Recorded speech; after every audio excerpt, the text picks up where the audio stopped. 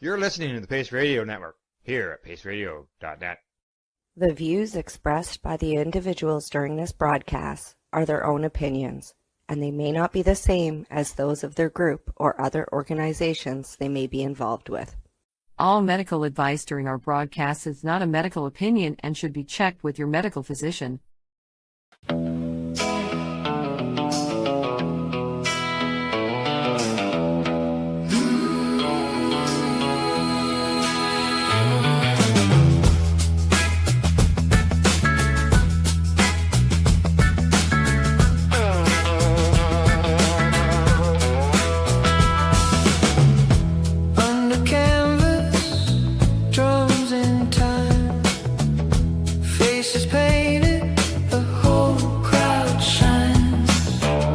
Nova Scotia, salt in the air. Questions open, people care. Bufo, 5 Neo, psilocybin rain. Ayahuasca stories break the chain. Cannabis leaves in a folding chair. Learning out loud, we will meet you there. Share the math, share the truth. What we found can help you too. PTSD and old hard nights, we talk it through, we hold it right. Create community, community. Share education, share it now. Help to legalize, help to legalize. On the Nova Scotia Psychedelic Society podcast.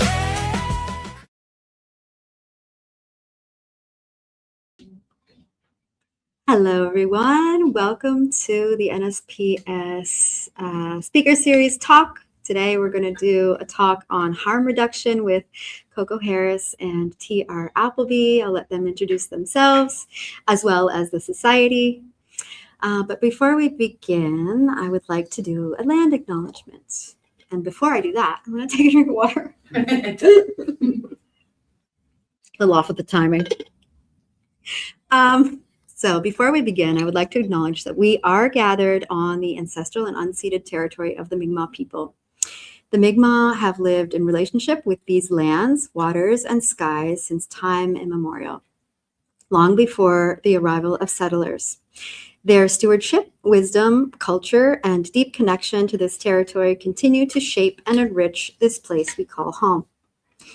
As we acknowledge the unceded nature of Mi'kma'ki, we recognize that these lands were never surrendered through treaty or conquest. This acknowledgement is more than words. It is an invitation to reflect on our shared history, to honor the truths of the past, and to commit ourselves to a future built on respect, reconciliation, understanding, and right relationship. With gratitude, we recognize the enduring presence, strength, and contributions of the Mi'kmaq people, and we offer our respect to elders past and present, to acknowledge keepers, and to the generations yet to come.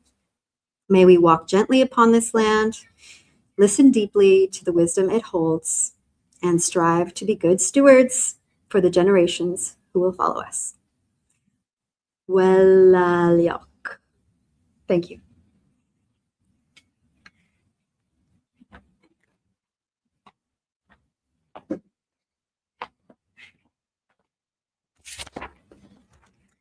Hello, everybody.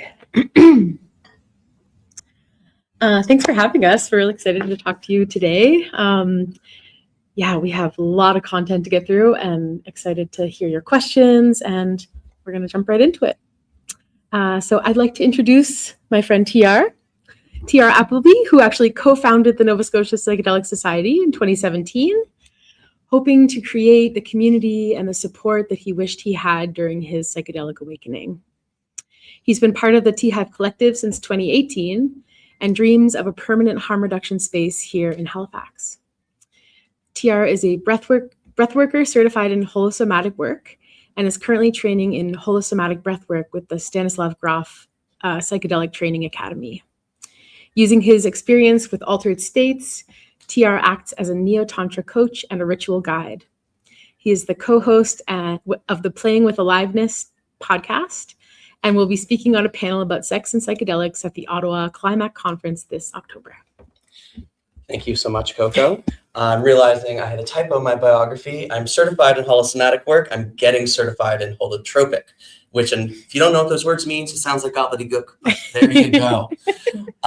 So this is the wonderful Coco Harris. They are a multifaceted human being combining her passions of plant medicine, art, and food to show up in the world as a ceremonialist, a plant-based chef, a caregiver, an intuitive herbalist, a community organizer, and a performing artist. They have over 15 years of harm reduction experience, being a core member, team member, and volunteer coordinator with the psychedelic peer support group, the Tea Hive Collective, which we'll talk a lot about today. Since 2012, Coco has also worked as a frontline peer support at various shelters and has had the honor to support dozens of individual ceremonies. These experiences have deepened Coco's capacity for embodying radical compassion and for understanding that holding space, especially during a psychedelic experience, in a way that is heart-centered and trauma-informed with community connection and integration support can be incredibly transformative. And that's a lot of what we're going to be talking about here today. Mm-hmm. So I am TR. I co-founded the Nova Scotia Psychedelic Society with one of the best people in the world, Justin Andrews, who I'm so happy is in the audience today. 8 years of work. Every now and then we get our little applause. It's the pat on the back. So yeah, started this about 8 years ago in the midst of our own psychedelic awakening. And around then, a lot of the work was just convincing people that psychedelics wasn't the problem in our life. Do you know what I mean? That it was something that was actually beneficial. And so we spent a lot of time in the 20-teens trying to like convince people that this stuff mattered, trying to put scientific evidence in front of people. And since the pandemic in the 2020s, it seems much more about how do we organize people? How do we take this collective passion and make like actionable change? So the Nova Scotia Psychedelic Society is proud to have kept an ayahuasquero out of jail or played a small role in helping be part of that. We have, through our events, and I'm a little emotional about this, like we've kept people out of like mental institutions. We've kept people from death. Yeah. We've heard some amazing transformations of people who have come in our audience and felt they weren't alone. Actually, someone who I'd consider to be a pretty good friend in the community, I met here for the first time at our first integration circle, and he was just ready to do something drastic. And then we talked about Ram Dass, and through Ram Dass, he was able to find integration. So I could go on and on about the Psychedelic Society, but that is some of the things that we do. And if any of this sounds exciting to you, this Psychedelic Society is what we as a community make of it. So if you want to see it do something, come get involved. There's a way for you to help out, right? Okay, now on to the Tea Hive. Yes, and there's some beautiful bees in the house, so thank you for your service, and this won't be a strange thing to hear. So yeah, the Tea Hive Collective is a peer support harm reduction collective based here in Chibuktuk, also known as Halifax. And for nearly 2 decades, we've been tending softer spaces on the East Coast. Festivals, events, creating these cozy sanctuaries where folks can land and ground and rest and connect and be cared for. Our team is full of volunteer TBs, which come from a wide range of backgrounds and blending their lived experience with their training in areas like mental health, psychedelic support, all in service of this cultivating the culture of care, community care specifically. And we'll talk about all of that throughout this whole chat. Basically, what we do is we serve herbal tea. That's kind of our front. It supports a wide range of needs depending on where you're at in your experience. There's one if you're going up and you need some energy for the night. There's one if you're coming down and you need to calm down or sleep. If you're happy where you're at. Alongside, we offer emotional support, harm reduction resources, and just a welcoming space where anyone can come exactly as they are. You don't need to be on psychedelics to come and receive support in the Hive. And yeah, whether you need just a moment of rest or a mug of tea, a place to regroup or meet your friends, the Hive is here for you. We believe at the Tea Hive that people deserve care regardless of what state they're in, that altered states do not change someone's autonomy, dignity, worth, or goodness. Wow, I'm going to cry through this whole thing tonight. Yeah, it's fine. Chill, buddy. And then having the courage to ask for help and showing your vulnerability is actually a strength. We don't need to understand someone's entire experience to support them. So that's a little about the Tea Hive. Again, if it sounds interesting to you, we are always looking for volunteers. So definitely come speak to me after. Yeah, it's a beautiful way to get involved with the community. I remember after the pandemic, I was not feeling connected to the community, and I said to Coco, it's like, hey, sign me up for a midnight to 8 a.m. on Saturday. Like, I want to see the people. Yeah. Oh boy, did I see the people. Yep. So what is harm reduction? It's a huge umbrella term that involves so much more than substance use. Harm reduction is about meeting people where they are, helping them to stay safer without asking them to stop doing the thing, right? It recognizes that people will make choices that carry risk, and that information, care, connection, and practical actions can reduce the severity or likelihood of harm, right? Like, and that can look in so many different ways, from drug testing kits to even just like a little piece of information being like, hey, don't mix these two substances, or things like that. Like, just information is so much power. And that's in part why we started the Psychedelic Society. Like, so much of that was just going, like, doing the research and like, well, we messed that up in our 20s. We messed that up. So information is really powerful and can save lives. Harm doesn't happen only because of individual choices, right? That stigma, judgment, criminalization, poverty, isolation, lack of healthcare or mental health care. Right? A lot of what the Tea Hive is doing is supporting people in mental health crises that may or may not have anything to do with substances. Lack of information and resources can all contribute. So this is a huge conversation that really involves a complete cultural shift around caring for your fellow human beings in every state that they show up in. It's like a much bigger conversation than we would need an entire series of talks on its own to like fully unpack all of this. But today we're going to focus specifically on how to effectively support someone or yourself before, during, and after a psychedelic experience in order to reduce harm or to promote the most healing experiences possible. Yeah, nice. Thank you. Okay, what is harm reduction? Well, let's start by talking what is not harm reduction, okay? It's not fixing or changing or controlling a situation. It's not diagnosing or interpreting. It's not persuading or convincing someone to make a different choice. It's not becoming someone's therapist, and it's not making their experience about your experience or promising that an experience is going to be safe. We do our best to make things safer. We're reducing harm, but we can't promise that to anyone. But what is harm reduction? It's presence, it's patience, it's listening with curiosity, it's being grounded in your own nervous system, offering choices, having boundaries, and also appropriate escalation or seeking support for yourself when it's needed. Again, it's a huge umbrella, and we would need so much more time to really fully go into that, but that's kind of like a little snippet of what that looks like. Also just want to mention that we're a peer support organization, not a professional support organization. So even though we have many professionals within the organization, our scope is really important to consider. So we don't condemn or condone any use of any substance. We're not medical or mental health professionals. We're simply grassroots peer support enthusiasts that have a lot of lived experience and offer care to those in non-ordinary states. So now we're just going to talk a little bit about the pillars of the Tea Hive. So for a number of years, we used the Zendo project, which is an incredible organization. If you don't know about them, definitely look them up. They have a lot of training. We kind of use their pillars to support us in developing our own. So last year, these came through. It's still a work in progress, but it's based on the 5 elements. And we've kind of divided it into 5 sections. And this is really the heart of space holding for us. So we're going to go through each of the pillars, and then we'll use those as touchstones through the rest of the workshop to kind of go back to. Yeah, so the pillars, just to quickly go through them, there's earth, which is grounding and safety, water, which is emotional attunement, air, which is mindfulness and clarity, fire is transformation and protection, and spirit is sacred witnessing.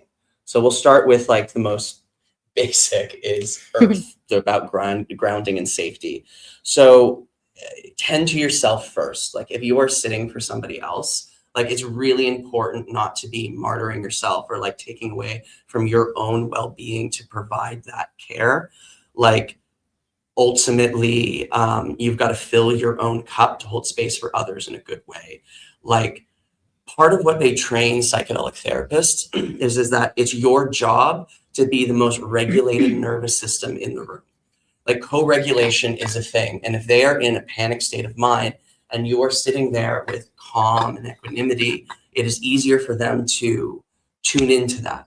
And so if you are losing yourself in what is happening with them, you're no longer able to provide that grounded support, right? And so it's really important to provide that grounded support. It's like, some granola bars in your pocket. Like, are you hydrated? Are you like, have you rested well enough? Like, knowing what your own internal bars are is critical for your ability to provide care for others. So yeah, be conscious about your volume, facial expressions, proximity, posture, movement. These all matter. They have ripple effects out onto how the person's experience is, right? You got to like trust yourself, right? Like, you have to find that like part of yourself that is grounded and trusts in this process, right? Like, even if you got to fake it till you make it. I remember the first few of my Tea Hive experiences dealing with somebody on a substance and a problem I have never dealt with, but it was my job to be the person to go being like, this moment's okay. Like, we're here. What do you need? What do you need right now? Okay, let's do that. And then he turned his back. And I'm like, oh my God, what do I do with this person? Right? But being able to be grounded and trusting in the process is a big part of it. Yeah, understanding what your own window of tolerance is. Like, what are your triggers? Like, maybe not putting yourself in a situation that you're not the best one to be suited for, right? Like, one of the things that's happened several times in the Tea Hive is there is a large, imposing man, or like a bro, who is, for lack of a better term, they deserve care too. And there could be a smaller femme who is feeling like kind of uncomfortable. It's nothing about what the person has done, but maybe because of that woman's past or whatever, they're just like, can you deal with this? And then I, being in the body that I am, go and help with that. So understanding like what your windows of tolerance are. Like, I have big triggers around alcohol. I don't do well with people who are drunk. So I know that, and I pass it on to somebody else. And yeah, just focus on creating that comfy physical container. Offer tea, blankets, warmth, physical comforts. And then, as always, like, ask for consent. Like, for everything. Like, and people think like, oh, they're in an altered state, I'm supposed to like take responsibility for them. Like, their consent is sort of, no, that's when consent matters even more. Sorry. That's when somebody violating that consent, it matters, people. That's when violating that consent in that altered state can become even more challenging. Yeah. And again, that could be an entire talk on its own, which I'm very passionate about that part. So we'll put a pin in that one till the next one. So now we're going to move on to water, which is emotional attunement.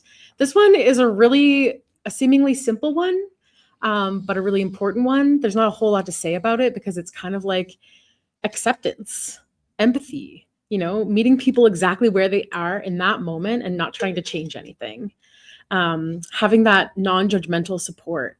Whatever belief systems you come in with, you have to really leave that at the door, which can be really challenging, but it's not about your journey, and letting them experience and access the emotions, whatever's coming up, allowing that to flow freely without any judgment can be an incredibly healing experience on its own.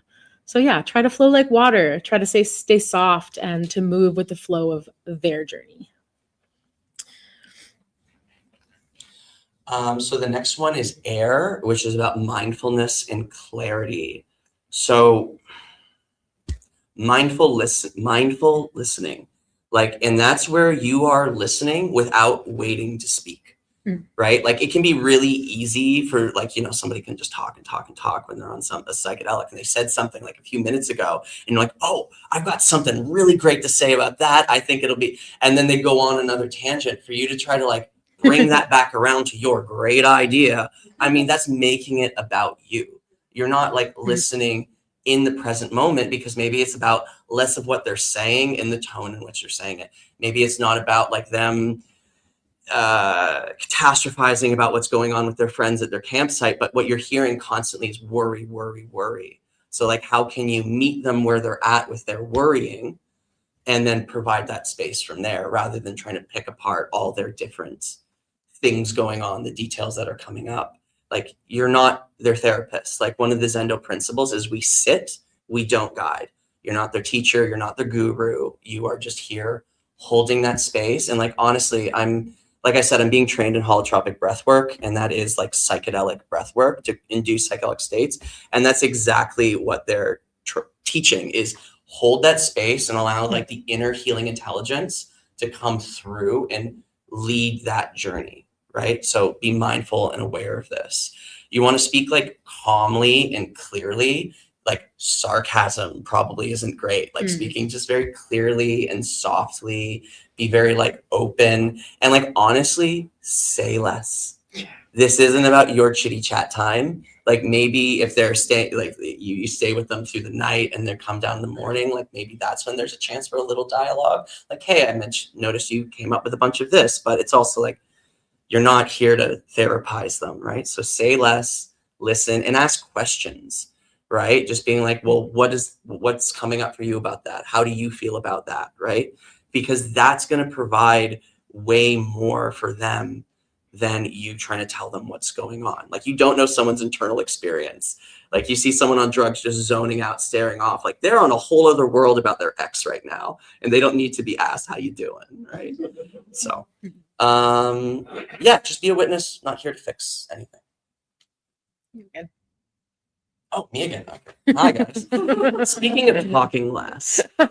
So fire, which is transformation and protection. So yeah, like hold, you being able to hold intensity. Like this is in part of knowing your windows of tolerance. We're not asking you to put yourself in a situation that makes you feel unsafe. But when you're there, how can you hold that intensity? So I'm getting trained by the Stanislav Grof Psychedelic Academy. And one of Stanislav Grof's, who's been doing this since it was legal in the 50s and 40s in the Czech Republic, this kind of research. He says that sometimes the full expression of an emotion is the funeral pyre.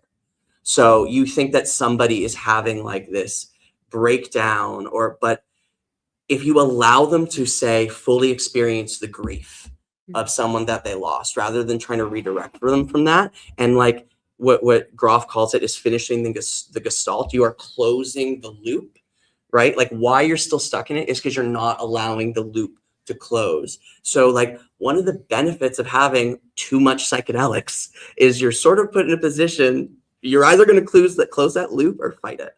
And believe it or not, like fighting it is going to be more painful, right? Allowing the process. And so if you know that as a sitter, you can help encourage that with the person that you're sitting with.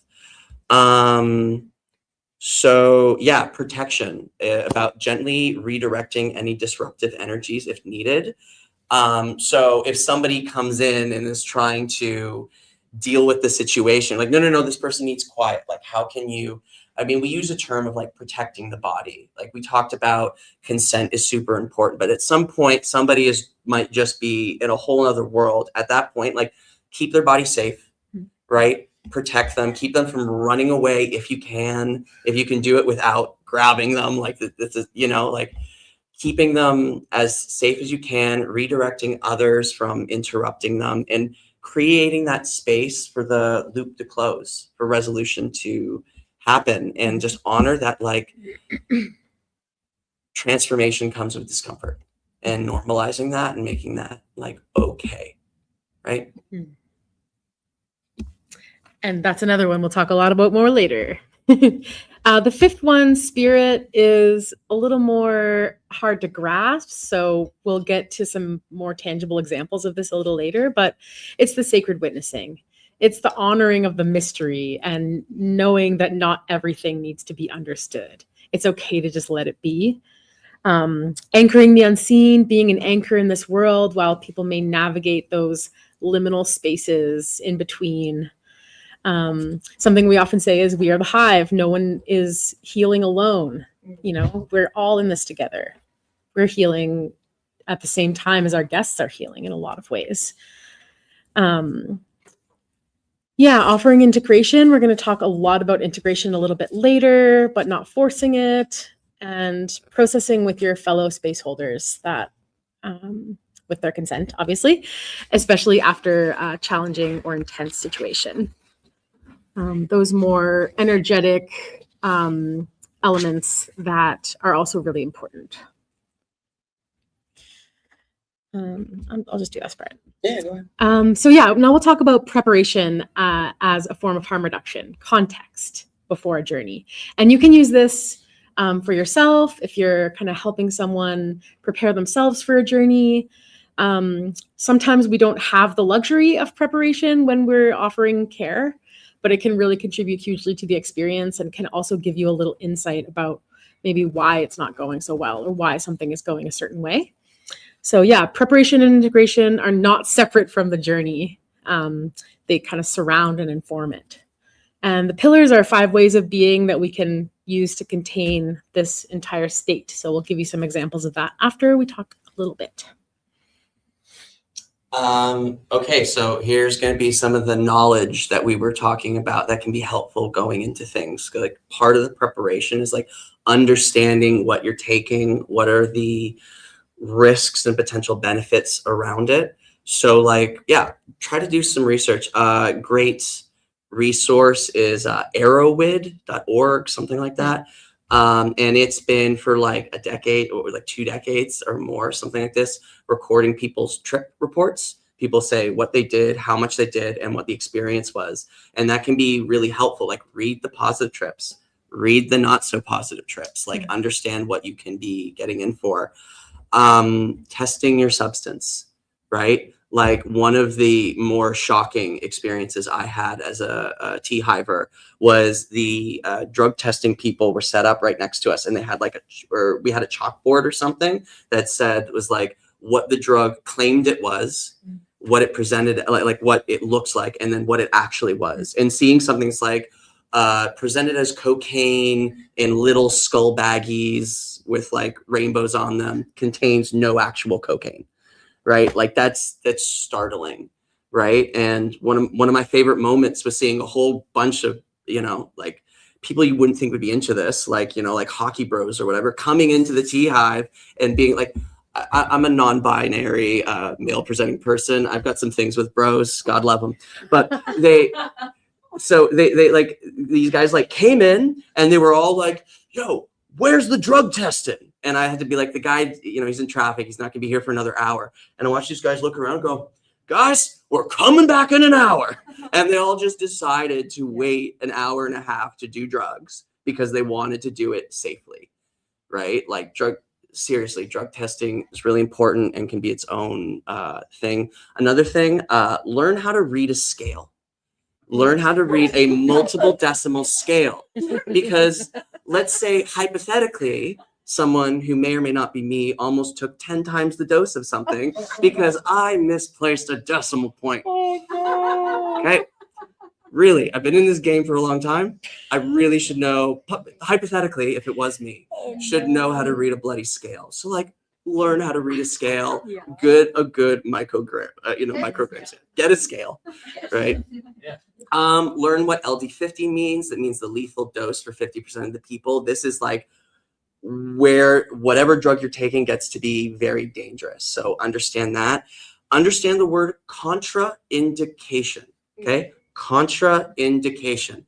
It basically means what things do not mix well together and can create really dangerous things. Like from the 1940s to the 2000s, if you heard a celebrity died suddenly, like roll the dice, it was alcohol and benzos, right? That is a very dangerous contraindication.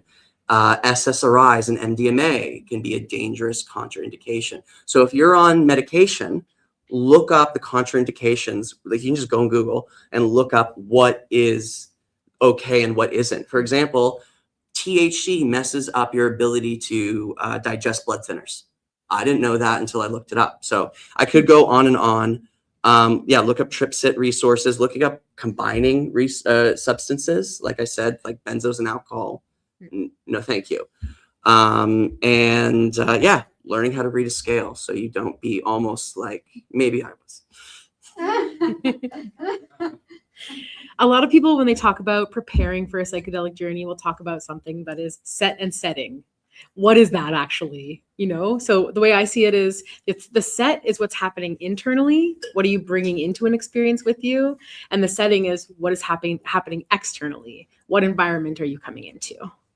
So I'll talk a little bit about the set, which can be emotional, mental, spiritual, physical. How am I feeling today? Did I sleep well? Am I fed? Am I hydrated? Am I ill? Am I in pain? And just to say on that, you don't have to feel happy to have a meaningful psychedelic experience, but knowing what you're working with really helps. Psychedelics may amplify whatever's happening inside. So just coming in with that, armed with that information, can really help you. Or if you're facilitating or sitting with someone, that can really help you just to know what they came in with. We often say that taking mushrooms is like lifting up the rock and looking at what's underneath.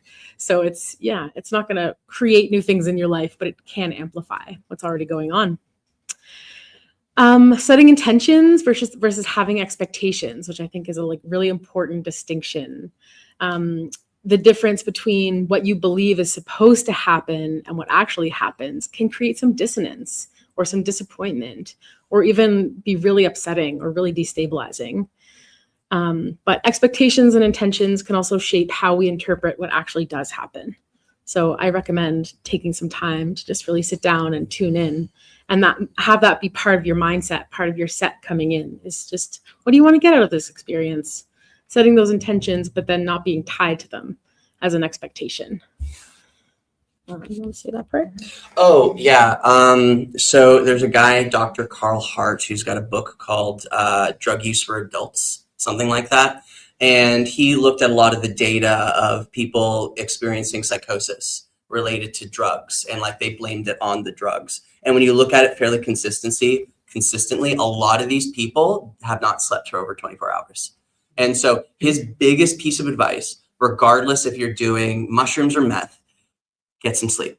Sleep every day, right? Drink some water, eat some food, right? Like, people forget this, right? Like I literally was at a festival recently and having so much fun at the stages and realized I haven't eaten for 7 hours. So I said to my friends, I'm going to go Tea Hive myself. And I took myself to the Tea Hive, sat out the Tea Hive, and assigned myself like 600 calories worth of granola bars, right? And 2 cups of tea, right? Like this is what that looks like, right? Another thing related to set is setting. Like, what is your environment, right? What's happening externally? What environment are you? Where are you? Is it familiar? Is it comfortable? Can you control the music, lighting, temperature, smells, visual stimulation? Others come in. Can you want to lock the doors? Where's the bathroom? Like, these are all important questions. Like at the festival, somebody asked me, and I'm thinking of trying acid for the first time, and like for the first time ever, and in a festival setting. And I'm like, okay, if that is what you're interested, start small, but like, how comfortable are you watching 150 people's faces change all at once? And he was like, maybe I'll try a microdose, right? It's like understanding like, what situation are you putting yourself in? Like, I've heard scientists describe certain psychedelics as a non-specific amplifier. Like, it's just going to amplify what is already there. So if you're surrounded by a bunch of noise and chaos and that's not the kind of person you are, like, just really think about it.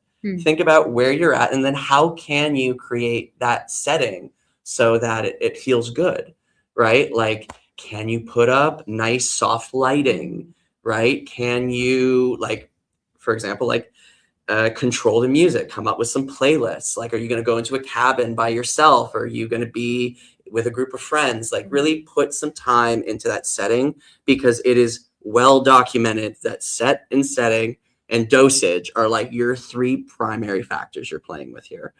And then, yeah, the right music can be incredibly transformative in this space. Like, often it's good to avoid lyrics because you're in that. But like, I've seen trips turn around because like some acoustic music started coming on, and like, you know, Joni Mitchell starts singing to this person's soul, right? So like, Nice. yeah, you can change the vibe pretty seriously. Or like, I had one guy who liked listening to metal, like Viking metal music, with like clanging and whatever. And just like, guys, this is making me feel like I'm in like industrial hell. So yeah, focusing on the setting, like you, as much as you have control over that. Yeah, and part of that setting is, who are you with? It's not just, are you in a space that feels good, but actually, are you alone? Are you surrounded by trusted friends or strangers, a romantic partner, a facilitator, people who maybe understand what you're experiencing or maybe who don't? Yeah, just recognizing, do I feel safe enough to be vulnerable with these people? Because it can be a very vulnerable experience. And all these questions we're asking are kind of hypothetical, but good ones to consider, you know? Can I tell the people I'm with that I want to change something about the environment? Do I trust them to respect those boundaries that I have? And also, just wanted to say one more thing before we move on from the substance setting social context, is you can always take more, but you can't take less. Just keep that one right back in there. You can always take more, but you can't take less. For the people in the back. Can't believe we didn't write that in the notes. I know. Okay, so now we're going to do a little practical scenario moment, okay? As I said, intention is powerful. So the experience of taking mushrooms alone at home, or because you're curious, with friends at a festival, during part of a spiritual ceremony, all of these are going to be profoundly different, even if the substance and the dose are identical. So scenario A, you're home, alone, and comfortable. You're rested with an excellent playlist and with someone you trust available on speed dial. Okay. Scenario B, you are at a large festival. It's 3 a.m. You've lost all your friends. It's loud and you're exhausted. Okay. Scenario C, you're somewhere super beautiful with a very trusted person, but you're having a big conflict with that person. You don't feel super safe. Same substance, same dose, same person, different set and setting. What changes? Everything, potentially. So yeah, that's why those are just an example of how set and setting are incredibly important for that. Yeah, thanks. So now we've talked about the preparation for the journey. We've talked a little bit about how to hold space for others or yourself. And by the way, all those pillars can be used with yourself too. So now we'll talk a little bit about what I consider to be the most important part of any journey, which is aftercare, integration.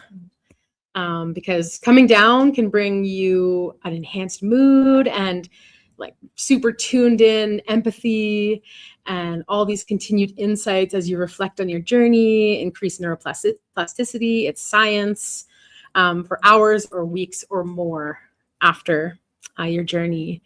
And you have this incredibly potent portal to anchor your experience. And this looks really different for everyone. So we're going to talk a little bit about some ideas that we have around that. Yeah, I mean, like as more and more research into, I believe specifically with like therapeutic MDMA, they're finding that the integration in the moments after is often more impactful than the actual experience itself. Literally. Right? Like Yeah. the amount of people that, you know, you've heard say just like not connected to this community, like, oh yeah, I love, you know, I used to do mushrooms all the time, you know, it makes me want to be a better person for like a week. And then I get back into, you know, the rest of the life comes back in. So it's like, how do we, you know, make the most of these opportunities? Like we're talking a lot about harm reduction. There's also benefit maximization, right? Like how can you best take this opportunity, right? And a lot of the time it's scheduling in, if possible, those periods afterwards for gentleness, for journaling. I can't recommend high enough that you journal. I'm not a journaler. Like I don't love writing, so I do voice recordings, and like I was never that kind of a person. But getting into the psychedelics, like I'm seeing like how important it is to like get all those details as soon as you can, because it's like a dream, you know, you kind of have the dream going like, oh, that was so impactful. And then you try to explain it at breakfast. You're like, this happened, but then I don't know how this connects to that. And like when you get the chance to go through some of your notes, or for me, I voice record usually, you know, next day or two on my drive home to myself, like listening to that back, like hearing the state you're in, hearing what things you found important, hearing like the takeaways, like that can be incredible. Like it's almost like you're gathering all these amazing seeds that are sprouting during the experience. And then the job is how do you tend to it? I really wish I remember her name, but this was one of the Indigenous grandmothers on the International Indigenous Council. I wish I knew the proper name for it, but she describes it as half moon awareness and full moon awareness.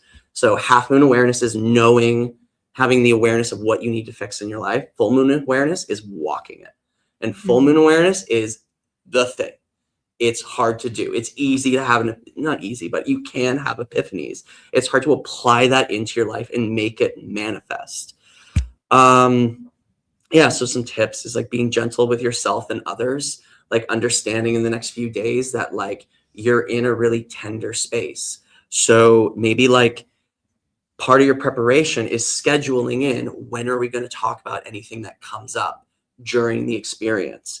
Because then one, like you all know that you like things will be dealt with. Like we're not actually going to deal with it in the moment. The person who's got the issue isn't going to feel like it's never going to come up. It's like, no, we're going to talk about it Thursday morning at brunch or whatever. And we're going to talk about what came up. And then you're also giving yourself time to like integrate, because you can have that like peak experience of like, you said this to me and it really hurt. And then you sit for a couple days and like, actually, you kind of said a phrase that my mom used to say to me all the time. So as soon as you said that, I wasn't mad at you. I was mad at my mom. So like giving some time to breathe can be really helpful. Yeah, proper rest can be really important afterwards. Like after like psychedelic experiences, I could sleep for a day, you know? So then there's like, look up the specific substance you're doing and see what specific things you can do to help. For example, 5-HTP, this isn't medical advice, but 5-HTP can be helpful for rebuilding serotonin with MDMA. There's all sorts of other little tricks with other substances, which once again, we could just talk integration for a whole 2 hours, right? Doing my best not to do that right now. So this is important. So the timing and the dose of those supplements are really essential. So definitely do your research. And there's a ton of studies that you can find nowadays, which is really awesome. Yeah, simple things like magnesium can ease muscle tension or jaw clenching. Like there's all sorts of these like little things that can be incredibly helpful. Maybe if you have specific questions during the Q&A, and if we have time, we can get to them. But yeah, and then at the end, the other thing is like seeking out trusted sources for guidance and wisdom. Like, are there people in your community who have been here before? Is there someone who you trust to go to share your experiences in a non-judgmental way and can provide support and help? Unfortunately, our culture has kind of systematically removed or exterminated those people. And it's, I think, our job to start rebuilding that culture again. Nice, yeah.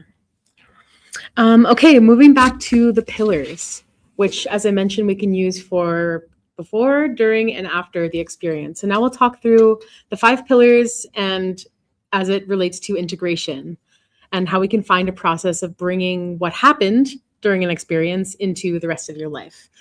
Someone once said to me that it's so challenging to come out of a big peak experience, whether related to substances or not, to come out as changed as you are and go back to a world that has not. So it's kind of like helping to kind of amalgamate those two things and make sense of that. It doesn't necessarily mean understanding everything that happened. It just means making space for the experience to continue its unfolding. So, okay, we're going to go back into air, which I relate with the mind. What happened? what am I noticing now? That's where the journaling comes in. That's where talking about your experience with your trusted friends or your therapist and your community. There's group integration support, which is happening more and more, many forms of therapy. Just a reminder that we're not islands. I'll say it again, because we do heal together. No one's meant to heal alone. Noticing what you remember. This is what TR was just mentioning, and what questions remain. So doing the journaling, making the voice memo so that you can really hold on to those details for processing later. Normalizing that integration. I recently overheard some, guys in their early 20s who recently had a psychedelic experience, and they scheduled an integration call, and I almost cried when I heard about that. Like, we've been trying to get, me and my co-founder and everyone else part of the Psychedelic Society have been trying to get integration circles to be normalized, and just hearing, these basically kids being like, this is important, let's do it. Yeah. I was so touched. So speaking of what am I feeling? So the next pillar is water, which is heart. So making space to tend to whatever feelings arise, like without judgment. And like kind of like what I said earlier, that example of having a conflict with somebody and then later realizing it had more to do with them reminding them of their mother or whatever. It's like allowing those allowing the layers to unravel, right? And trying to decide, like, this is what I'm feeling now, and this is what this is about. Like that's getting in the way of the process. So just allowing all the emotions to come up, leaving space for that. Letting yourself cry. Let's just say that, especially as a male-bodied person, it's like, let's cry. That's okay. It's actually really helpful. And then, creative processing and art making. And like, I am super resistant to putting like drawing stuff. It's just not my talent, but that's almost even better, right? Like, cause if you can embrace that, like, I'm not an artist, I'm just going to grab some crayons and draw like a 5-year-old. It's amazing. Like during the holotropic breath work, which is like a 3-hour psychedelic experience through breath. I've done a lot of drugs and I tripped really hard with that. Like, I really can recommend it as an alternative for people who don't want to take substances. But anyways, you do 3 hours of that. And then as soon as you're done, they send you to an arts place, or a little like, table, and you just draw a mandala, just draw whatever you can in this circle. And it's like an incredibly helpful part of it. Like, be creative, like put something out in the world. Even if you're feeling terrible, draw something terrible. Like, creation is like an act that is healthy for you, and it's good for your processing, even if you're not an artiste. Yeah, and it can be really powerful to just let yourself, it's like a really neat way to unlock being in that presence, doing something like a mandala or even a body scan right before and right after, like as soon as you can before and as soon as you can after, and then comparing how those two look, especially the body scan ones, really powerful. You can see what's happening. Okay, the next one, earth, which probably should have been the first one. What does my body need in this moment? So having nourishing food, prepared for after your journey, that is easily digestible, minimally processed, and grounding can really help. And also hydration, if you haven't been hydrating so much through the journey. We already mentioned it, but sleep, rest, gentleness, be so gentle. But movement, nature walks, dance, somatic practices, whatever your body's asking you for, highly recommend getting into nature if you can and connecting with the actual earth. And sometimes that looks like solitude. And sometimes that looks like stillness. Sometimes that looks like touch. Sometimes that looks like community. There's a lot of ways that we can take care of our body's needs. And it can be a really beautiful practice to tune into that and ask. Yeah, like a fruit tray is golden, guys. Yes. And like, I laughed when you said the natural thing. Like, one of my earlier mushroom experiences, like as we were coming down, me and my friend were getting hungry, and he's like, "What food you got?" And I'm like, "Well, I got a frozen pizza." And he's like, looked at it like it was like made of plastic and oil. And instead he just like hung out with a head of broccoli for a while. And he may or may not have spooned it for 45 minutes. May or may not have come out a different person on the other side. and may or may not have a tattoo on it, on his arm right there. Might be my best friend. So, You're trying to be discreet. It's fine. so discreet, guys. Have I done drugs? Who knows? All right. So, serious now. All right. So the next pillar is fire, which is action and transformation. So like, what might want to transform? Like, what's calling inside of you to grow? Sometimes growth isn't comfortable. Like, imagine like the seed bursting its way through the cracked grounds, right? Like there is that kind of like emergence. So, big one, avoiding impulsive major life decisions immediately after intense experiences. Like, no joke, like, wait a week, guys. Just even, you want to. Someone told me 6 weeks once. 6 weeks? 6 weeks after a psychedelic journey to make any life decisions. Especially if that's Aya, if that's like one of the big plant medicines, like for sure. But like, yeah, just let things settle. Like, I know a lot of people, they're on like a peak experience. They're like, I need to call this person, have this conversation. No, you don't. No, you don't. Just Wait till the morning. Wait till tomorrow, the day after. Wait till 6 weeks. I mean, you don't necessarily have to. What I've had a lot of success with is writing that stuff down. Like, what do I want to get across? And then, the next day, crossing out the F words and all that kind of stuff. Or just like then processing, what is it that I'm trying to communicate here? So, yeah. And it's also tricky because like so many of these things, like I wouldn't be in Nova Scotia were it not for psychedelics, right? Like I've changed huge parts of my life. It's just giving it like room to grow, giving it room to like take form and not like, making things you can't come back immediately afterwards. Protect your experience. I ran into this a lot in in my 20s, early 20s, is like, I would share an incredibly transformative experience and people then just demean it. Or then later throw it back in my face 2 months later. And like, that's why you've got problems. You're doing these drugs, right? And that can be a dagger, right? And so like, just being careful with who you trust and share these experiences. And then also it's like, some of this stuff is illegal. Just like, be careful out there, guys. Choose people who can hold your experience with respect and dignity. And then also like, there is something to oversharing.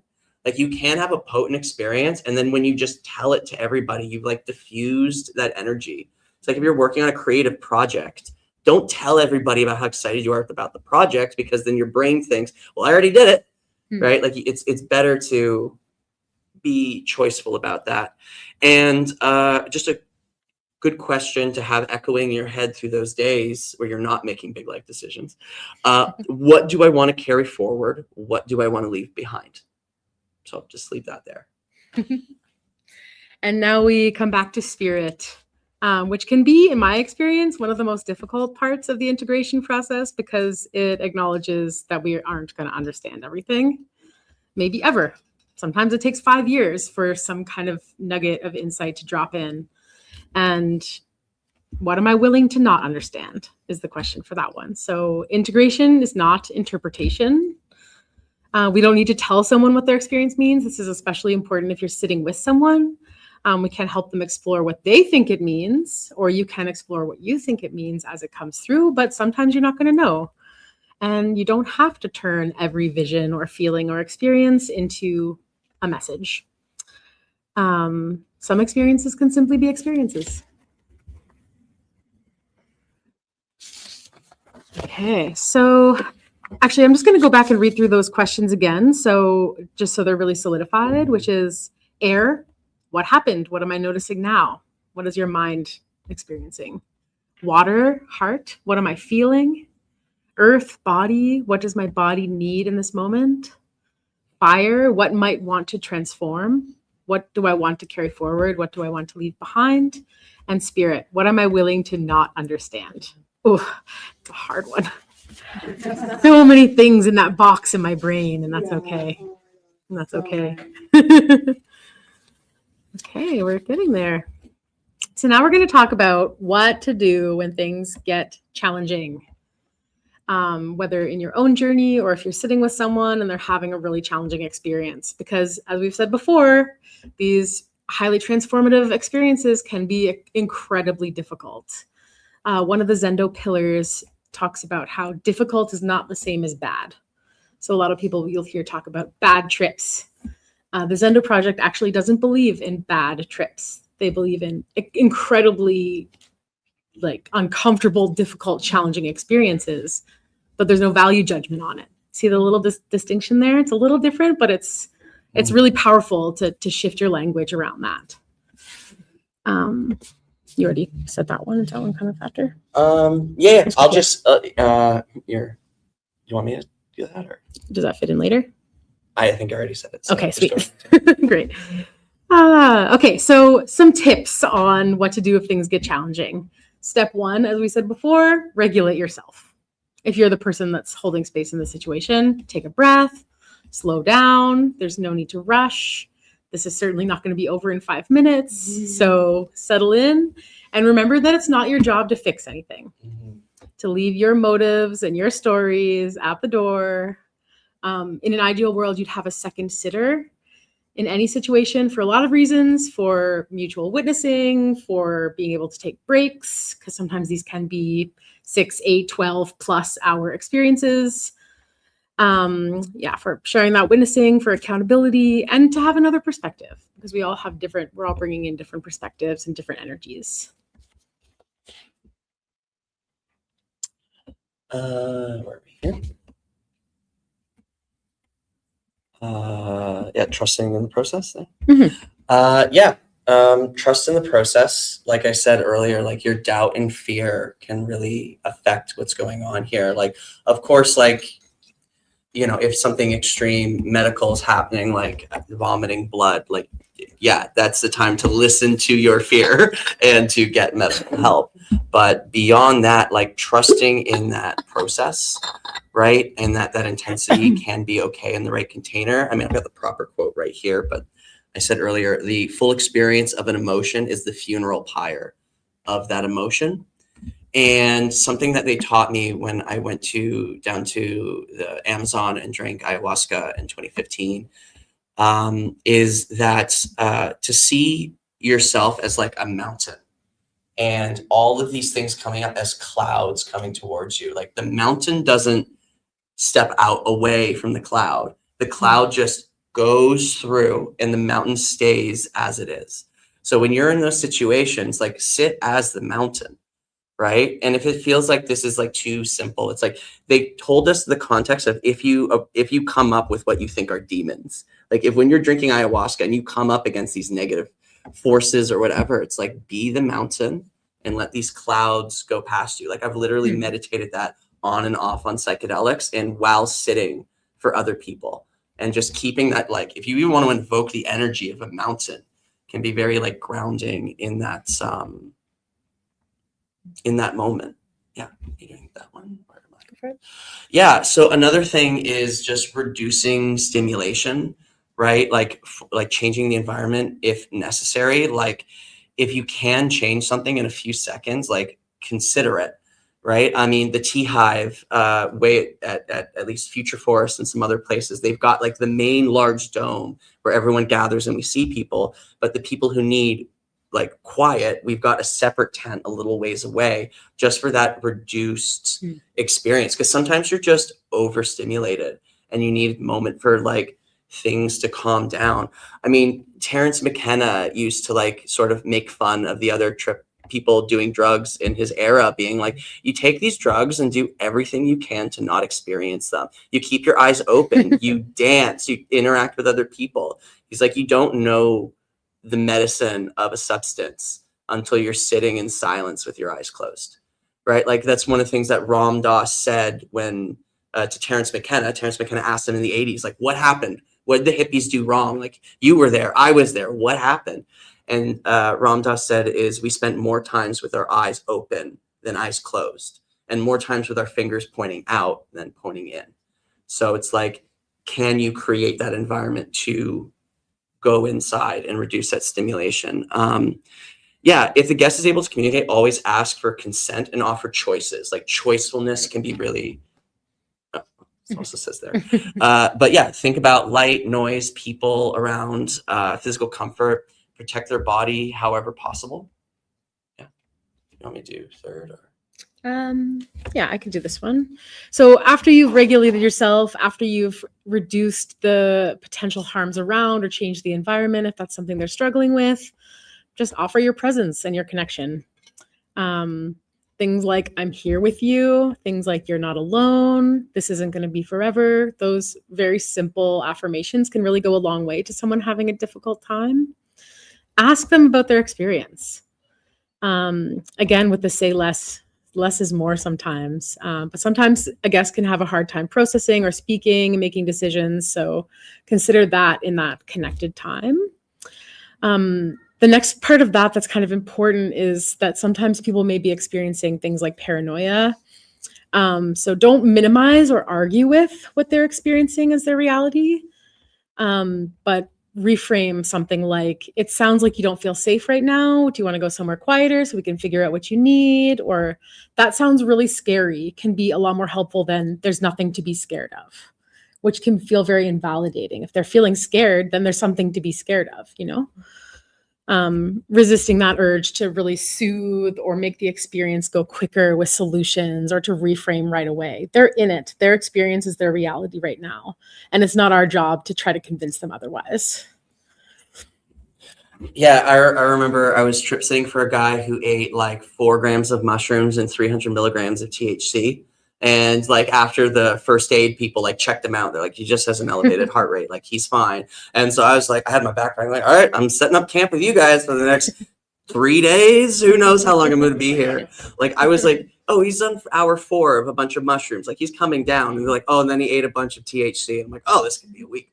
So, but yeah, his friends, they were all like teenagers, like 19. They were all like trying to be like, the time will pass. Like, just let time pass. And he's like, time doesn't exist. And I had to say to his friends, like, guys, he's in a place where time doesn't exist. And you're like aggravating him. So why don't we just vibe and stop trying to talk about time right now? Like when he starts talking about time, like again, then we can start talking about time, like meeting people where they're at.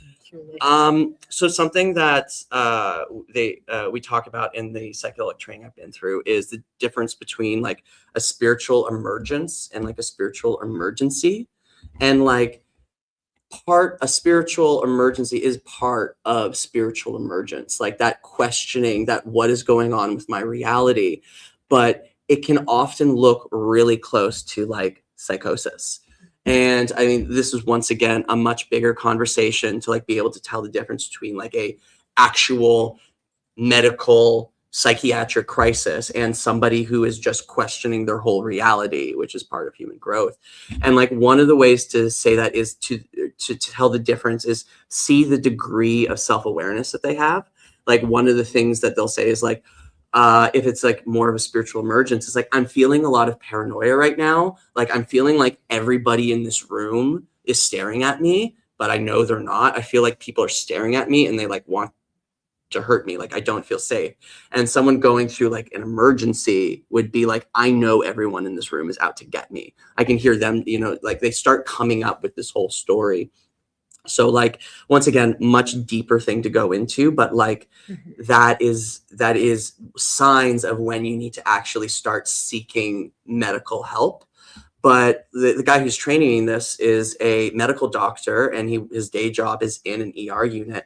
And it's really frustrating to him where he'll see someone clearly in the signs of spiritual emergence, but the system says we need to treat them like they're psychotic, which can create more mental health crises, right? I've got a story if we've got time later to get into that, but like, yeah, it's just like a really potent time, and to respect that, but also like acknowledge that like you may need to seek larger help, and like knowing when to seek that larger help and where that is can be really critical in helping a person. Yeah, that was going to be my note on that is like, that's so good to notice. And it's not our job as a peer support person. That is one of the occasions that we're going to talk about in a second about when do you actually need to ask for help? well, maybe we'll just do that now because we're in it. So yeah, when do you need to ask for help? And just saying that, like, nobody gets a gold star for handling it all on their own, right? We're in this together. In the Zendo project framework, they have a term called kicking it sideways, which means stepping back. If you are emotionally exhausted, you've been with someone for a long time, your needs aren't met, you're feeling fatigued, you're feeling triggered, you're feeling activated by what's happening, that's the time to kick it sideways and step back and ideally allow a fellow team member or someone else to come and support. And sometimes that means escalating. Sometimes that means the red flags are big enough that it's time for a handoff to a medical or mental health professional. Things like being unconscious, abnormal breathing, all of those things we know to be medical symptoms, but also offering resources and care, referring to mental health professionals if it feels like it's bigger than your scope of being able to handle that. Yeah. Okay. We'll go back. Offer choices always. Autonomy can be really powerful. So something like, instead of moving closer to someone because you feel like they need a hand on their back, asking them, would you like me to sit closer or would you rather have some space? Giving the options. They may not be able to know exactly what they need in that moment, and that's okay too. But just go slow and don't ask for, especially when someone's in that really challenging experience, don't assume that everyone needs care in the same way.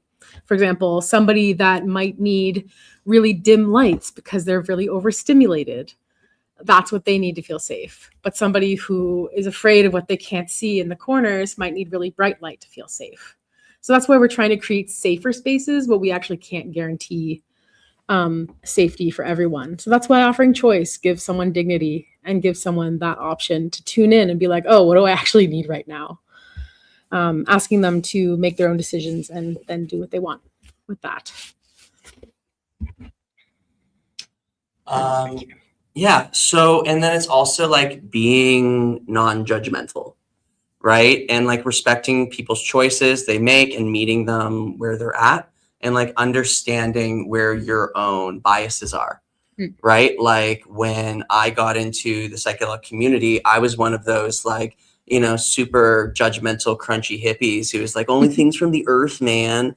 Like, and I confronted in the first few years a lot of my own internal judgment around drugs that were snorted, right? And like, that's not their problem. Like, I smoke joints. Like, I light plants on fire and then I inhale it into my lungs. Like, how is that any better or worse than any of the other choices that are being made out there? Like, I've got a judgment about alcohol. Why is my use with this substance any better or worse than another one? Like, you're not meeting someone with judgment isn't going to help them out, right? Like at the festival I was at, I wasn't even on shift. There was somebody there who wanted to do something called nitrous oxide or whippets, and they were trying to do it straight from the canister. And that when it comes out, it's really cold, the air bursts out, and the harm reduction tip is use a balloon because then it's not going straight into your lungs. And I told this person like a few times, they even tried it and they're like, yeah, it's not like, I just want to do what I normally do and do it from the whipped cream canister. And like, my moment, like my job in that moment wasn't to judge them for what they're doing, because then they're just going to turn off listening. All you can do is give your piece of information. Like, information is always better. Give them that information and trust they'll do what they want with it. And honestly, after the next day, I only saw that person doing nitrous through balloons. Now, I wasn't following this person around, but like, these are examples, right? And yeah, journeys can take like a really long time. You don't want to rush the process, right? After a peak intensity of an experience, like being very gentle as the guest is likely feeling very vulnerable. A term that's been super helpful for me is vulnerability hangover. Like, I've experienced that with psychedelics, with even like sober sharing circles, where I have this big breakthrough and I share something and then I can't go to that support group for like 2 months because like they saw the real me. Like, I'm just naming it. Vulnerability hangover is okay. The shame you add on top of it afterwards, like, why do I feel that way? That's, do what you want, but like, that's not okay. Like, you're not helping yourself if you're shaming yourself for feeling that like exposure. Like, understanding like that's okay. Like, that's part of the growth that discomfort, putting yourself out there. And witness any feelings of shame or embarrassment that might be arising. Ask open questions, but don't like put pressure on the answers, right? And like, yeah, allowing time, the time to take however long it's going to be. I think we're doing pretty good on time. Yeah, 8:15 is, yeah, another 20 minutes. Yeah. Yeah. Okay, well then I will tell this like really quick story. This is the first night I ever did trip sitting. And there was an individual who took what I believe was too much MDMA. I remember that very clearly. They were wearing like overalls. And I'm like, I haven't seen someone wear overalls in a while.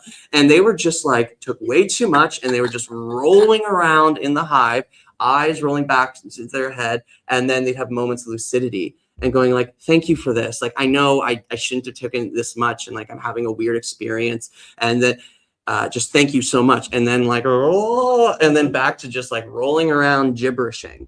And like, this is my first time experiencing trip sitting. I'm like, okay, this is what we're doing. Like, how do we do this? And we just let this person have the experience. We did the protecting the body, being like, oh, we're seeing them start to go to like one of the tent poles, which will knock over the whole thing. So maybe we gently like, okay, well, we go this way, or stand in between them in the tent pole, like things like this. And then eventually this person was moving around so much, we took them outside because it was a big field, and just let them roll around in the field. And so we came at it from like, how can we create space for this person to go through what they're going through? Then a couple of security guards walk up, who their training is see a problem, solve a problem, engage with hierarchy, give orders, tell people what to do. So these people came over and decided what was going on was a problem and that they were going to solve it. And so they started barking orders without knowing anything going on. They weren't listening to us. They were saying, you need to stop this person rolling around right now because it's this, that, and the other thing. And eventually they called the first aid people, and the first aid people, without her consent, strapped her into an ambulance and drove her 45 minutes down a dirt road into a hospital. She spent there a couple of hours there, only for her to be sent back, told she had a slightly elevated heart rate. And I'm betting that wasn't from the MDMA. That was from and I'll call it what it is. This was a young Black woman being strapped into a strange vehicle filled with bright fluorescent lights by a bunch of white dudes. Like, I don't have the experience to understand how traumatizing that was for that individual. And what that person could have experienced is what that person could have experienced is the feeling of being cared for in a vulnerable moment. We could have changed that person's life, and now she has trauma to go to deal with in therapy because some fucking police or security guards decided this was a problem that I'm going to solve. How egotistical is that? Instead of holding space. And so I'm new to this. I'm baffled, and I look to the person who is teaching me, and I'm like, well, what would we have done? And they said to me, I would have stayed with her all night. And I started crying, right? Like, imagine someone being willing to stay with you all night in your most vulnerable, shameful experience, right? And what could that person have experienced instead of fucking cops? So, yeah, hold space and trust that it's what they say in the Groff training is it ain't over till it's over, right? And also, if that does happen, it's not your fault, because we're working within a bigger system that isn't just based in this culture of care. Which is almost a great transition to our next part. But just want to say that after holding space for a difficult experience, you need to seek aftercare for yourself too. We started there, and we're going to end there in this section of like process with your friends or another fellow space holder. Take the same advice as we've given above for aftercare, including food, hydration, rest, journaling. It could be incredibly exhausting and challenging, especially if you're new to the role. So it's really important to get the support that you need to if you're a person holding space for these challenging experiences. Okay, we're on to our last section here. And like, I'll just say, like, the emotional experience I'm having right now is an example of how, like, I've told that story several times. Like, I've been and processed with my fellow bees, and it is still affecting me. right? And like I feel like I'm using it as fuel to like better help other people and to advocate for other people in that situation. But like I still am working through it. I still am processing it. So like it just emphasizing the need for that. Yeah, definitely. So I guess we've talked about the beginning, the middle, and the end. Now we're going to the epilogue, I suppose, or the path forward. So, and this is a hugely important topic for me because it's about cultivating community care beyond the festival setting, you know, bringing it into our culture, into our communities. So that can look like a lot of different things. So maybe we'll just back and forth a couple of these, which is checking in with your friends before and after you know they're going to go on a journey, or even if they're not going to go on a journey, before or after they've used some kind of substance, or before or after they have a big challenging conversation with a loved one. You know, there's so many ways. Just checking in on your friends. Like letting it be known amongst your friends that you are someone who is willing to sit for them, or at least be like on their speed dial, if that's still a thing, if they're in trouble. Like I was hanging out with somebody and we had other plans, and then we got a call and the guy was like, "Hi, I'm on a lot of mushrooms right now. Is there any chance you could, I don't know, come over?" And so then that was the afternoon. Right? Like letting it know that that's okay. And then what I loved is multiple people then celebrated that person and said like, thank you for doing that. Yeah. Like that's vulnerable. Thank you for using the community that you had, right? Like I've been the person in a difficult situation, part of the Tea Hive, starting the Psychedelic Society, and not calling their friends because there's a stigma behind it. Or like, I just didn't have anyone with that conversation. Like you explicitly saying, you can call me in these situations. In fact, please call me in these situations, right? And again, that's for more than just substances. Please call me if you're having a difficult day, you know, check in. But like, that's how we cultivate this community care culture, is by, again, we're not islands. We're meant to support one another. Yeah. So like, kind of like what I was talking about, it's like setting that example, like be willing to normalize it and normalize things, right? I have some, my partner is all about intimacy and connection and is really dedicated herself to like getting casual cuddling in her community. And I've just watched that like spread amongst our community of like, hey guys, let's just have more physical contact and let's cuddle more. And I've loved going to different parties and seeing people like embracing that. And I'm starting to see that same kind of effects being like, this is important. We can say that like culture of care is important. Being able to hold people in difficult situations is important. So like normalize it. Be the friend who like makes a big deal about it.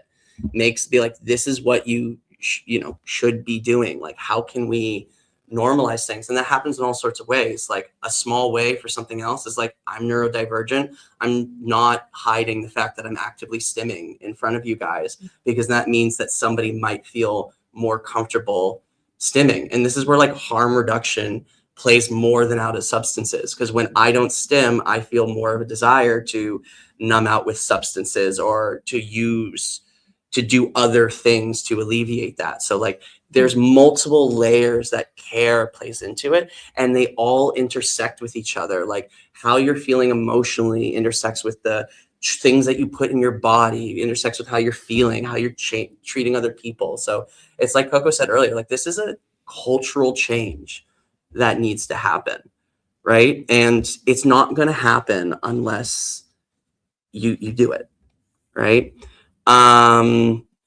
So other things about culture of care is understanding something that's well documented called the bystander effect, which is the more people who are witnessing something, the less likely somebody is to jump in and do something about it.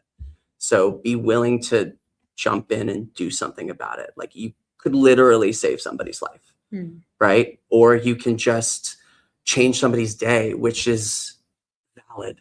It's something, right? Yeah, just being comfortable with the kicking it sideways in your day-to-day life. If you find you're someone who people often come to, it's okay to kick it sideways and say, I actually don't have the capacity to support that right now in my life. You don't have to be the person that handles everything, which is some advice I could take on myself. Yeah.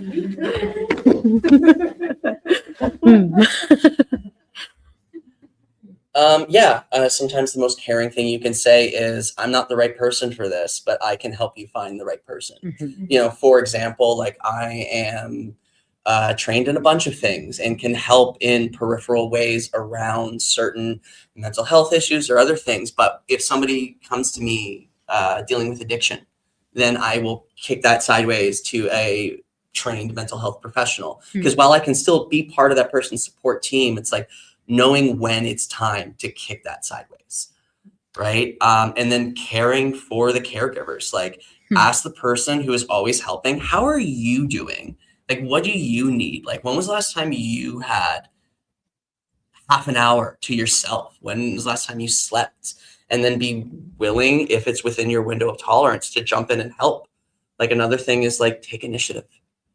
People aren't going to do it unless you do it. And people are in such need of this work. So like, go for it. Like, other people aren't doing it.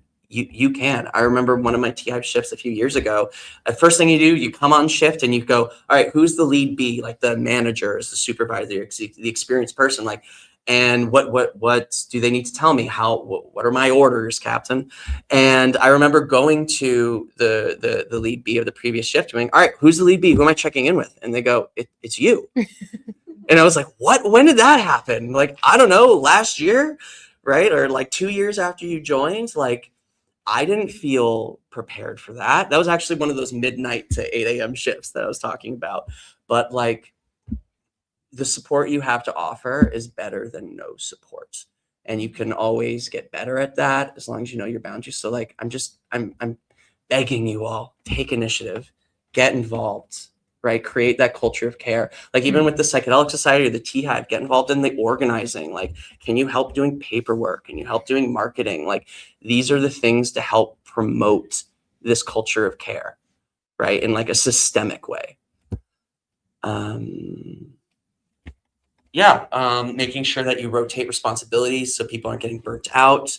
Notice caregiver burnouts. Like, we're not here, like, let's end caregiver martyrdom. It's like, I'm so burnt out because I've been helping so many people, or I can't possibly do this thing to care for myself because I'm caring for this other person and all that. Like, care for yourself. Let's not burn ourselves out. This is a marathon, not a sprint, right?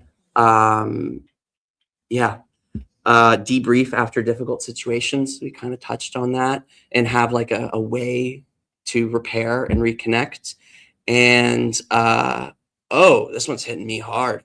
Let's not build a culture where the most compassionate people become the most depleted, right? The people who are willing to help out the most shouldn't be the ones who are drained the most. So like, how can you care for the caregivers?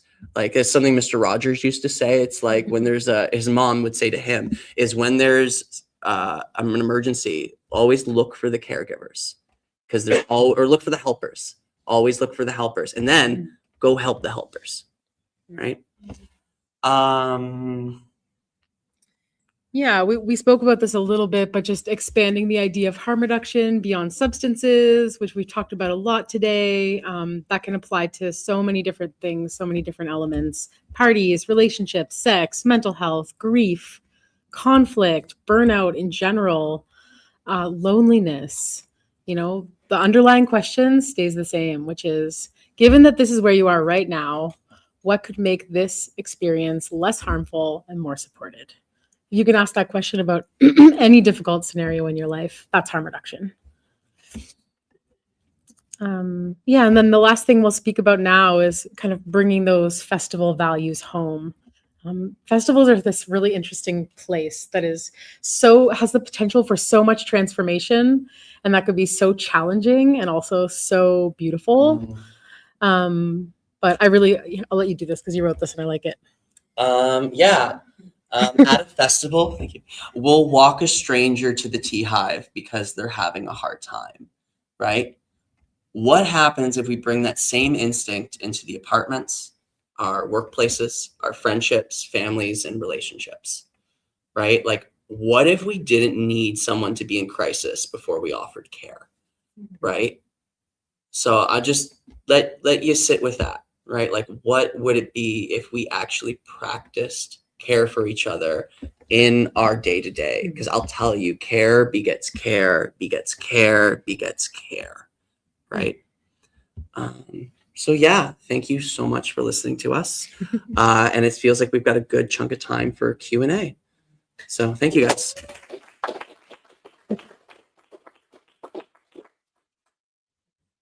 Yeah, I guess we have about half an hour if folks have any questions. Are you guys a nonprofit? Can we repeat the question for the mic? The question is, are we a nonprofit? Do you mean the Tea Hive Collective? Yeah. You know, we're working on it. Oh, really? We're really working on it. So if anyone's interested in learning more or being more involved, this is finally the year that we formalize ourselves. I'm autistic and I love paperwork. Nice. We love paperwork. Thank you. That's half of us. Thank you so much. Yes, it truly is. You've seen my spreadsheets. Truly, one of my favorite moments of all time was sitting outside Hope and Wellness with a bunch of the experienced tea hivers, and we're all just like waiting for the festival to start up, and like we're all like looking down with our stim toys, all talking about feelings and Yeah. stuff. And somebody came over and was like, "Sorry, I'm just on a little bit of drugs right now. I can't really make eye contact." And we all just kind of looked around and like, half of us aren't going to make eye contact with you, buddy, on a good day, you know? And it was just so validating. And like, just if you think about it, like, especially neurodivergent people, super sensory aware, of course, those are the people who are going to be attracted to the place that's like, oh, we care about if it's too bright in here. Like, if I say it's too bright in here, you'll listen to me. You've got soft fuzzies I can play with. Like, Yeah. Is it often in festivals that security or cops get involved? You've got more experience than me. I would say yes and no. The question is it often at festivals that security and cops and other people get involved? I would say in general, it's been told to us that when we're there, it's a lot less. We work very closely with security, medical, and safety teams, as well as other harm reduction teams like the consent kitties and the drug testing folks, Avenue B. We really work as a team, and that is part of our idea of reducing harm, is to kind of intercept. Is that the right word? Yeah. Those experiences, but it definitely does exist and happens. Yeah.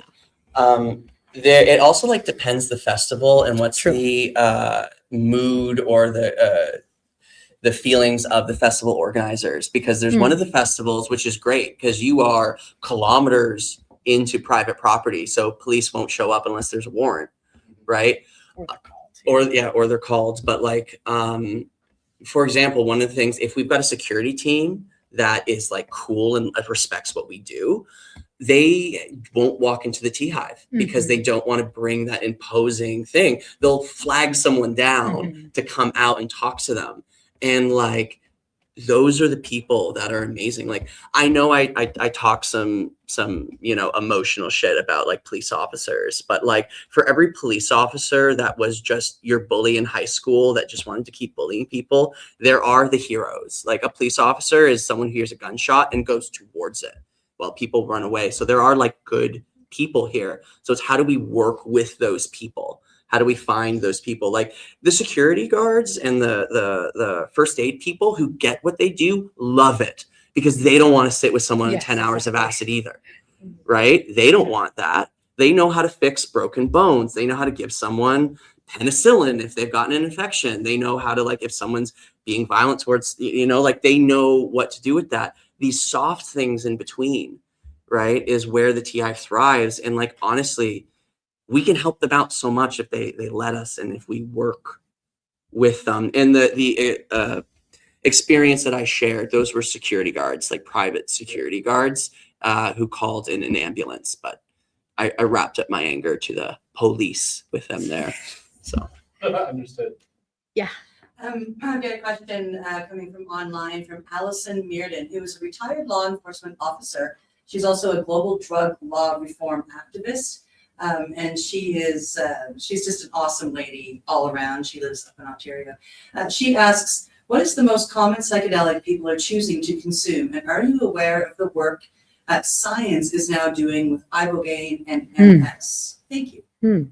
Multiple sclerosis. Yeah, that's a great question. And Dementia with LSD, I hear. so, say that again. Repeat the question.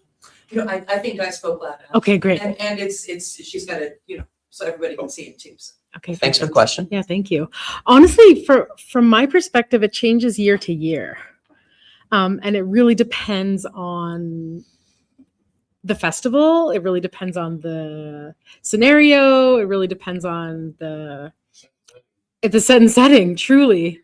I think also the kind of substances that we deal with in the Tea Hive are a little bit different than the ones that may be the most popular at the festival, because we're dealing with people who may be having overwhelming experiences. So things like acid and mushrooms, I would say, are the most likely substances to come into the Tea Hive, because they're the ones that may need the most interpersonal support.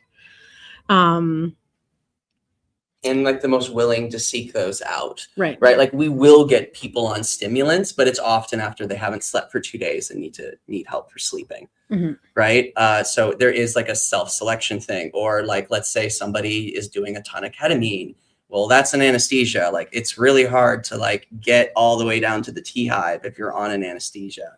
Right. So that does sort of bias what's going on. And it totally is your community. Right. Like in the last 5 years since the pandemic, have seen a lot more widespread ketamine use. Mm-hmm. Right. Which has all sorts of different benefits and consequences along with it. So I think it's incredibly varied. As for ibogaine and MS, I haven't heard about that. I'm extremely hopeful. There's a lot of amazing things with like dementia and mushrooms, THC and elders experiencing sundowning. Small amounts of THC has really benefited both them and the nurses who take care of them. So yeah, I think it matters the community where you're in. Yeah. Thank you so much for the talk. It's great. I have a question about consent, and I know that there's like a whole, you do like many trainings and talks about consent, and it's different, I guess, because like there's like a place where you're trip sitting for somebody where you went into it and you had these conversations beforehand, and then there's a place where you're at a festival and someone's coming in and they've already they're in their experience. So I guess like there's two different answers there, but like, yeah, how do you manage consent, which like, for example, if you're trip sitting for somebody and you've had this conversation, like it could be like very definitive what they are okay with and not to begin with, and then when they're in the space they may ask for something different, and like that changes. But can consent ever be really like given if somebody is really in an altered state, I guess? So the question is, the question was great and multifaceted, but in general, it's what's the difference of consent showing up in a one-on-one, like planned trip sitter and person doing the substance, and what's it like for someone to come into the Tea Hive and consent around that, right? Mm-hmm. Yeah, that's close. Yes. So I think, I don't know if any of you were at this incredible, one of the other talks in the speaker series a few months ago that was so good, with Rich Tayo. It was incredible. It was exactly about all that, about specifically safe touch and psychedelics. So I'd highly recommend looking up Rich and learning more about that. But yeah, you got it. There's no way to consent under medicine. There's no way to consent when you've taken a substance. I believe it's a very gray area. And yeah, in an ideal world, you would have that pre-session to sit with the person and say, what kind of touch are you okay with? And there's a very specific set of places that are safe touch, that are very neutral. Staying as neutral as you can, I think, is the most key part of that.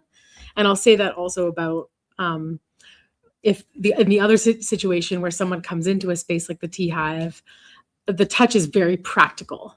It's like, you're going to roll into this pole. I'm going to put my arm here so you don't.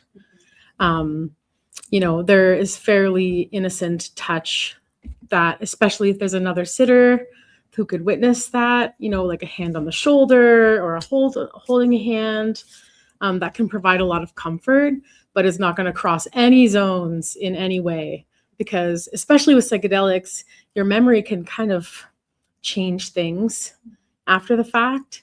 And we really don't want to have any case where someone remembers something less innocently than it actually happened. That's in part for the multiple trip sitters for a given person, is because it's helpful to have that witnessing. Accountability. Right? Yeah, accountability.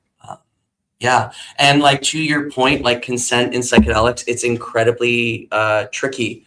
Like I work in neo-tantra, which is around sexuality, and the other business I have, Playing with Aliveness, like we're doing talks and workshops on sex and psychedelics, and there's like we're having to build like a whole protocol and incredibly slow ramp up, because you are playing with this consent. And like realistically, the thing that we found best is like, like one person does a substance and the other person does an incredibly small amount or none, to keep that communication clear and like clearly describing what we do beforehand. And even then things change in the moment, and like you have to be incredibly attuned. So yeah, it's a big question. Is the Rich talk also online? If it's not, we will. It's I've got it now, and we're just editing it for Pace Radio, so it will be aired in the next month. Great. Yeah, in the next month. It's excellent. You'll be able to check it out. Like I'm definitely going to check it out. I had to miss that one. Any other questions? What about ICEERS for integration? Yes, ICEERS is a wonderful organization. I believe they're out of Portugal. ICEERS. Yeah, it's like the International Center for Ethnobotanical. Did I do that right? Ethnobotanical. Something. ICEERS.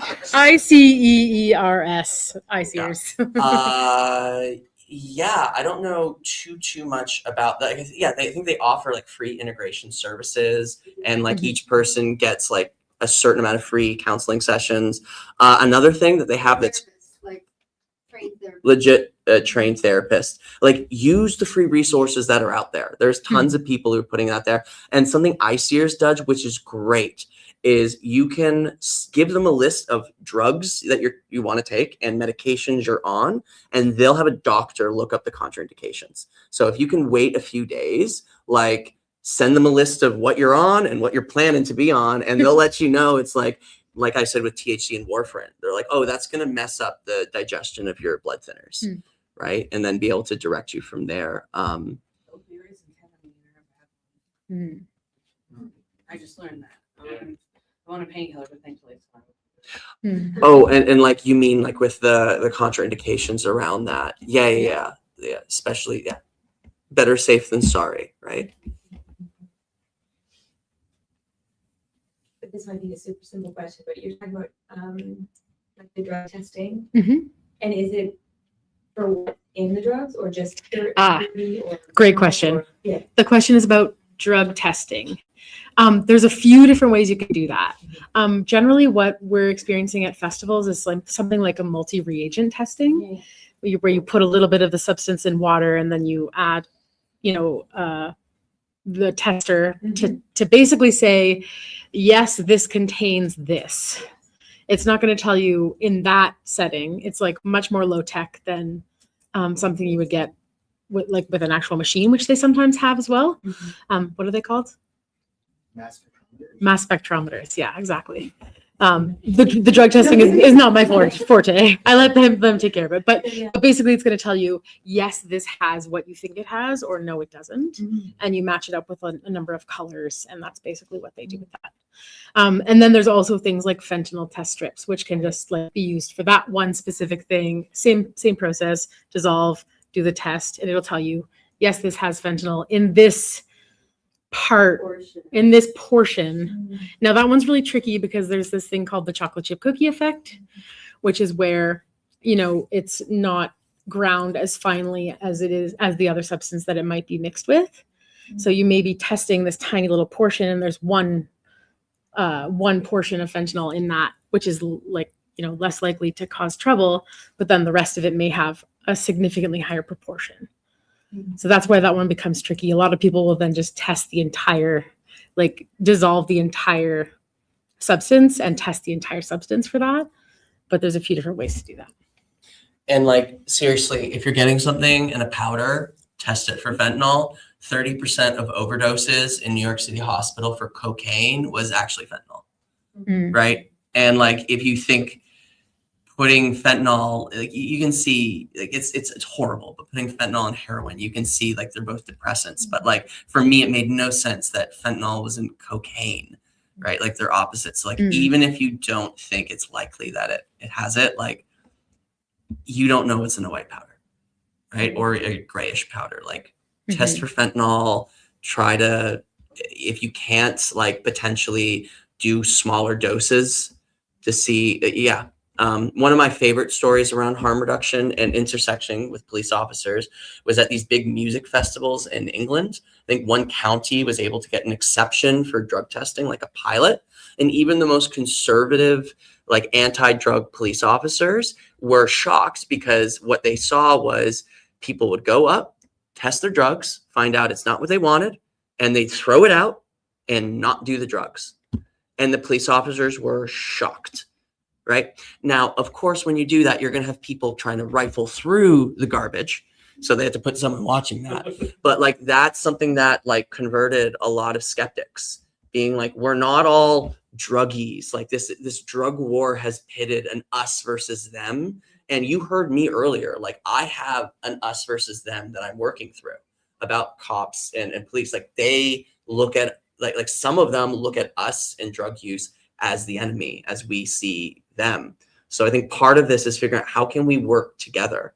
How can we create these solutions which are actually mutually beneficial, because it made those cops' lives easier because people weren't freaking out on substances that they didn't know. And like, I don't care if you've got a gun. I don't think any cop wants to deal with someone freaking out on bad acid and like spiked meth, right?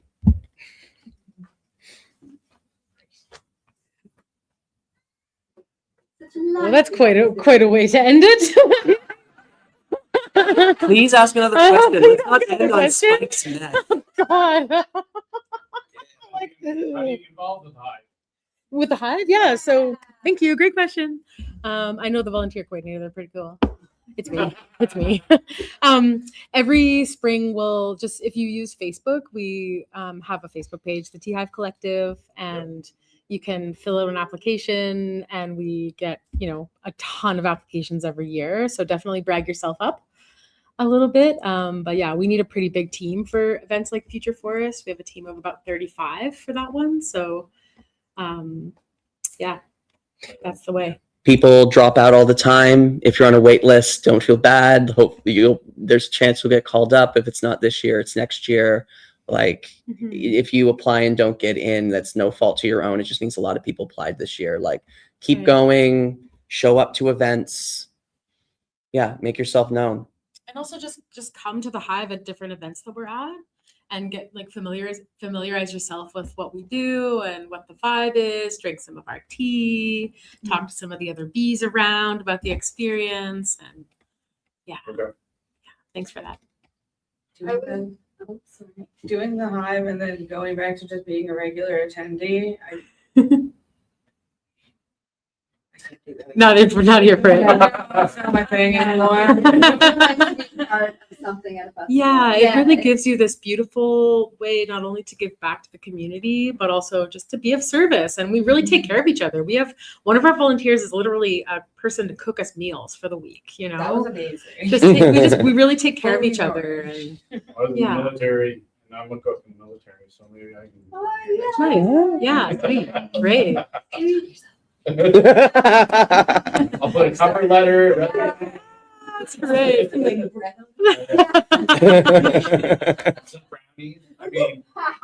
Well, and that's part of it is like we all have our gift to share. We all have the way that we can be weaved into this web. And like where you're at, like people who knew me when I first joined the Tea Hive, like I had just quit drinking and like I was a scared little puppy, didn't know how to interact with other people. And like I didn't get the harm reduction Like, I didn't get that it was applied to everything outside of psychedelics and like, let alone other drugs, let alone psychedelics. Like, this one was patient with me for like 3-4 years, going like, well, you know, TR, it's more than that. And like me expanding. But like, then I just, you know, I was just almost a tea barista. I was making sure the water was stocked, that the condoms were on the table. Yeah. And other people with more of the trip sitting experience were down on the floor with the people and connecting with them. Like, they need all of it, because often the person who's super skilled at being soft and squishy with people doesn't want to run and get water. And when you're the guy who runs and gets water, you're going to be a hero at 3 a.m. Right? So like, we all have our ways of playing in. So maybe there's a person cooking, and yeah, maybe it's the person who does not want to be at the Tea Hive, but they want to do the spreadsheets. I'd kiss your feet if that was you.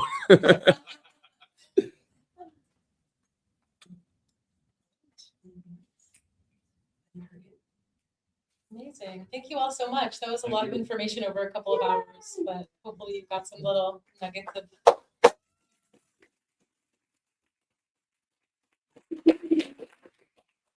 You're listening to the Pace Radio Network here at paceradio.net. The opinions of the individuals during this broadcast are their own, and may not be the opinions of their group or other organizations they may be involved with. All medical advice during our broadcast is not a medical opinion and should be checked with your medical physician.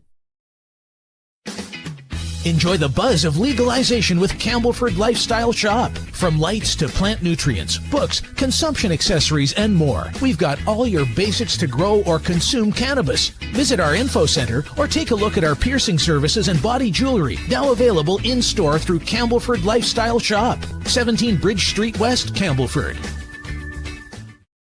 Limestone City Hydroponics is Kingston, Ontario's hydroponics shop. Take your growing to the next level and create the optimal environment with a tent kit, or maximize your yield with an ebb and flow flood table kit. Either way, Limestone City Hydroponics has more sizes and options to fit your needs. Are you looking for the power of the sun that adapts to your budget? Then look no further, as they have professional grow lighting. They have indoor grow systems that are easy and cost effective, with many options to fit your living space and lifestyle. Cultivate your growing potential. We have everything you need to succeed. And if you can't make it to the store, they offer local delivery to the greater Kingston area. Remember, when you're looking for experts to help you grow, then look no further than the locally owned Limestone City Hydroponics, 105 Sunderland Drive in Kingston, Ontario. Call them at 613-548-0420. We are people advocating cannabis education here at paceradio.net.